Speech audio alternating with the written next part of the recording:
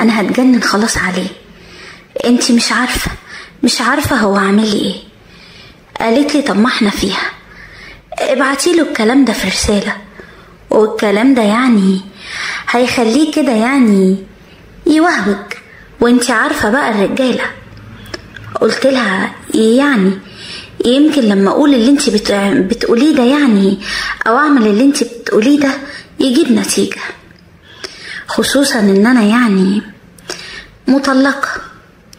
انا اتجوزت وكان حظي وحش جدا في الجواز. بعد 7 شهور بس اتطلقت منه، لانه اكتشف ان انا مش بخلف. انا كنت متجوزة في بيت ابويا وامي لان انا كنت الوحيدة ليهم، كانش ليا اخوات.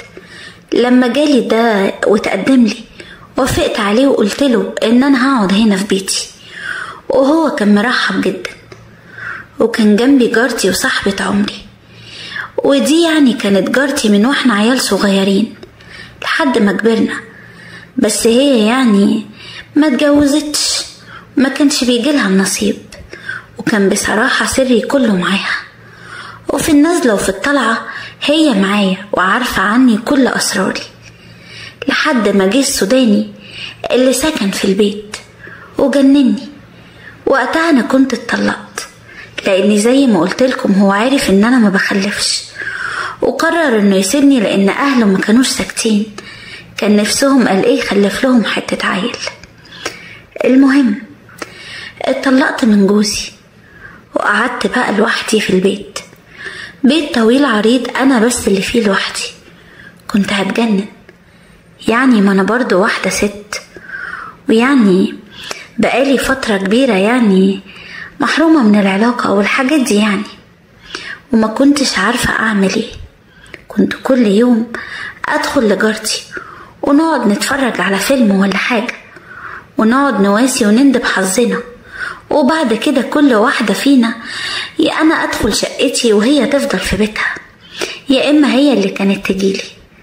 كنت خلاص كل مرة كنت بشوف فيلم كنت بتجنن، خصوصا بقى لو الفيلم يعني فيه واحد أسمر وكده. كان الموضوع بصراحة بيفرق، الحجم اللي كنت بشوفه ويعني الأوضاع والحاجات دي كلها كانت بتجنني.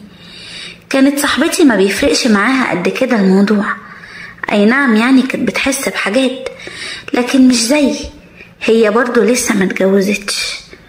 وفضلنا كده لحد بقى ما جه الراجل السوداني ده، وجي سكن في الدور اللي فوقيا. بصراحة من أول ما شفته وأنا معجبة بيه جدا، أصل هو كان شبه واحد من الممثلين اللي شفتهم يعني في الفيلم اللي أنا قلتلكم عليه، يعني نفس زيه بالظبط، طويل وعريض وكل حاجة فيه زيه بالظبط. كنت هتجنن وأكلمه. حاولت بصراحة مش هخبي عليكم، حاولت اني اكلمه واقول له ان احنا جيران، وبقيت اعمل له اكل وحلو وحاجات كده يعني عشان يعني ياخد باله مني او حاجة، لكن كل ده ما كانش بيأثر فيه، ولا كان عامل له اي حاجة. ياخد مني الحاجة ويشكرني وخلاص على كده. الموضوع بصراحة كان مضايقني، وقلت لنفسي جرى ايه، هو انا وحشة قوي كده لدرجة ان هو مش شايفني؟ ووقتها اتكلمت مع جارتي، قالت لي طب بقولك ايه، ما تاخدي رقمه يعني وتكلمي معاه. قلت لها هو كان معايا رقمه، لان هو في مرة كده قال لي خدي الرقم علشان كان في حد جاي يعمل له حاجة في الشقة وخاف ان هو يبقاش موجود. قال لي خدي الرقم عشان لو جه الراجل تكلميني. قالت لي يعني انتي معاكي رقمه؟ قلت لها ايوه. قالت لي طب ما تكتبي له رسالة او حتى بعتيله على الواتس ده وشوفي هيقولك ايه. قلت لها تفتكري ان لو عملت كده يعني هيفكر فيا؟ قالت لي جربي ومش هتخسري حاجة. وفعلا سمعت كلامها ورجعت على شقتي وقعدت اكتب له كلام كتير. قلت له ان انا معجبة بيه، وان انا من يوم ما شفته وانا ما بنامش الليل. اصل هو بصراحة يعني مش هخبي عليك ولا انكر، كل حاجة عنده غريبة، والمسائل يعني عنده ضخمة جدا.